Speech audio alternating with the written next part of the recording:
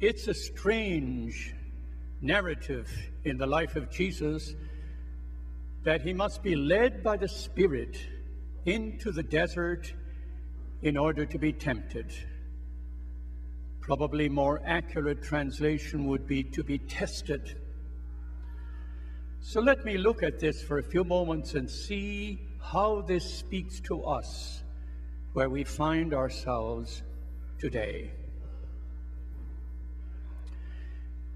Clearly, this event happens in the second half of life for Jesus. In the time of Jesus, if you read statistics, they will tell you the life expectancy was 40, 30, or 40. But that's somewhat skewed because infant mortality was very, very prevalent. And therefore, the median age, the life expectancy of an adult person in the time of Jesus would have been something around 50, maybe 60 years old. So Jesus, around the year 30, when he was about 30 years old, begins his public life, which is to say he's entering into the second half of life. Now, that's important to keep in mind when you begin to give context to the scriptures which we have today. They find a parallel in Matthew and in Luke. John's gospel doesn't mention the testing of Jesus. It wouldn't fit the Johannine Jesus. But Matthew and Luke do, and both of them give details, much more detail than Mark, about the temptations, what the temptations were, and how Jesus responded to them. The desert is not the forbidding Sahara desert, it's a wilderness.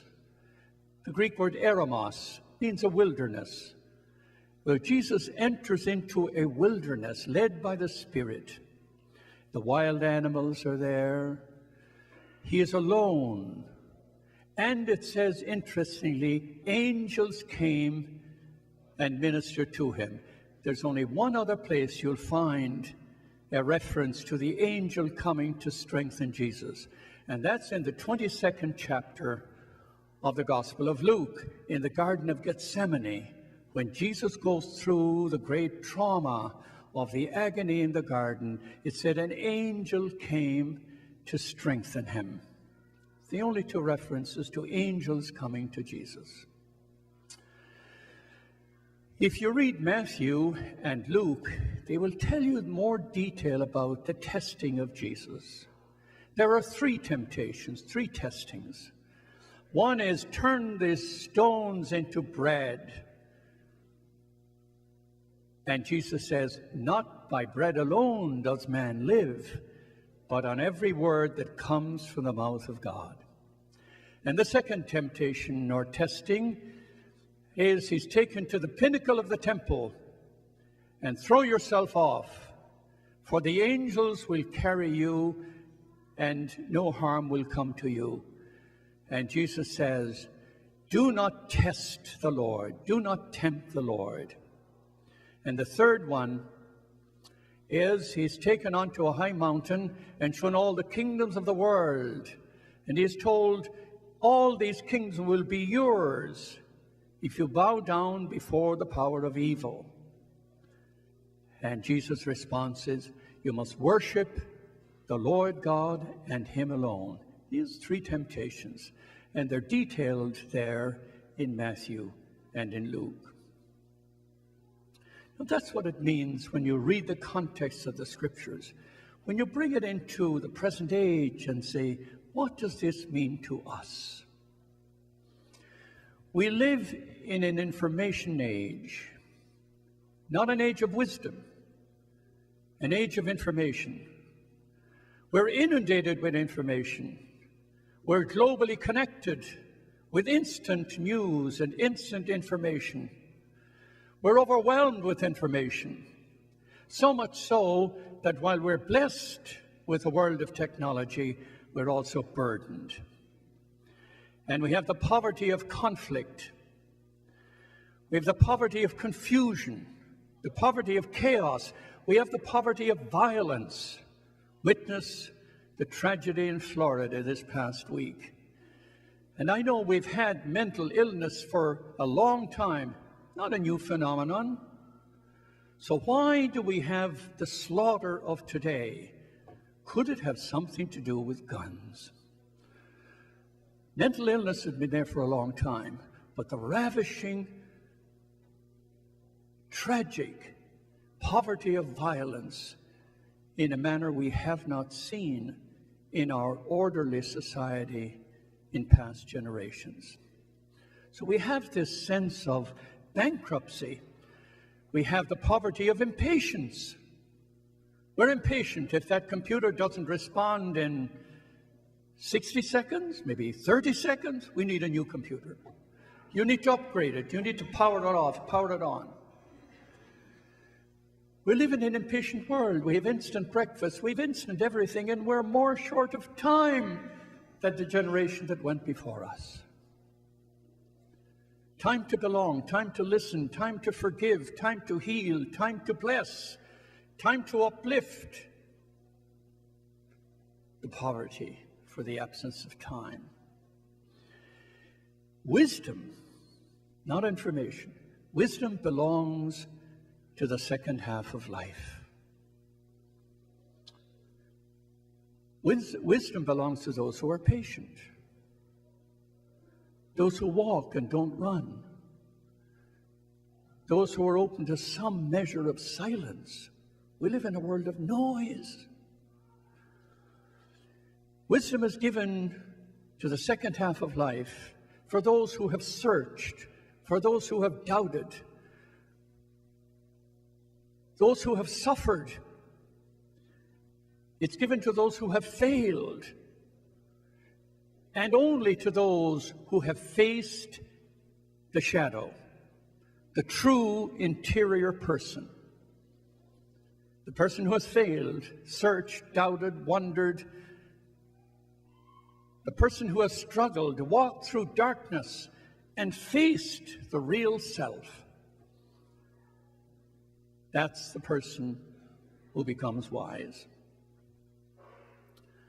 So how does this speak to us? In Dante's Divine Comedy, which he shaped in the year 1300, he was 35 years old.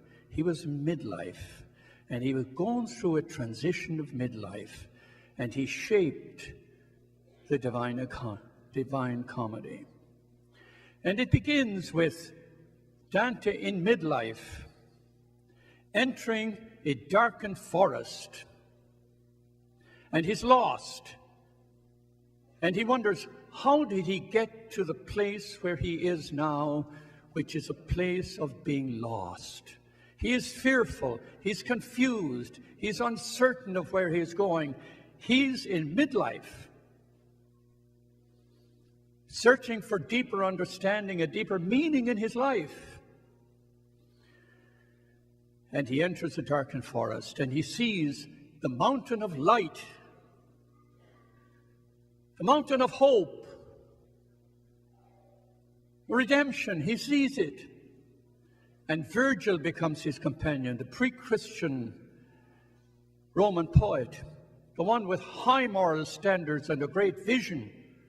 We'll read in the Poetics of Virgil. And he wants to climb the mountain of light, but he encounters three animals. The first is a leopard. Impedes his climbing the mountain of light. And the leopard represents pleasure, self-satisfaction, a demand for my way, self-serving. The leopard, this is the first impediment to climbing the mountain of freedom and the mountain of light. The second one is a lion. The lion impedes him. The symbol of pride, or the symbol of power, worldly power, impedes his journey up the mountain of light. The third one is the she-wolf. And Dante and the she-wolf is greed, deceit. Greed and deceit, the she-wolf. Fraud. This will impede his search for freedom and for meaning in his life. And the wise Virgil says, before you go up, you must go down first. Down into a place of darkness. You must enter into the wilderness and go through the darkness before you can climb the mountain of light. And so, read on in Dante, and he goes down into the inferno, and he goes through the whole passage of life to enter into the freedom and the wisdom of the second half of life. He must go through the experience of wilderness. Without that, he's going to live in a world of fantasy, an unreal world. He won't know himself. He hasn't faced the shadow, the true self. And Jesus went into the desert for 40 days, somewhat reminiscent of the people of Israel 40 years in the desert, searching for the true homeland. And now we come to Lent, to enter into an experience of wilderness for 40 days. Now, Lent is not an obstacle course. It's not something in which we will achieve and conquer some sacrifice we'll make and tell everybody about it. And after we have made the sacrifice, we'll be miserable, so you will know I'm making a sacrifice. Lent is a time to enter into an experience of wilderness, some deep, deep search of my true self, to encounter the three animals, part of my life, to look at my need to be satisfied, to be always pampered in life, to get my own way, to look at my pride and my search for power, for control, to be transformed from the she-wolf, from greed and deceit, to look back and search my life and find, of course, I have encountered the wolf. Of course, I was caught in greed, maybe in deceit, maybe even in fraud, where I gave the impression that I was a person that was unreal. I wasn't the real person. I lived the mask. So Lent is a time for transformation. It's a time for searching. It's a time to enter into the wilderness, an experience of being alone, being quiet, being silent, to rediscover my true self, myself in need of redemption, myself in need of forgiveness, not the one who judges others, who excludes others, not a church that excludes people. We have to go through in a church an experience of wilderness, to encounter in the church the three impediments to a place of light and a place of freedom and a place of true encounter with God. This is Lent. That's why this reading is in here at the beginning of Lent, to say, be sure that your journey of Lent is a spiritual quest. It's a search to discover the real person, who I am, and to discover who God is in my life. Amen.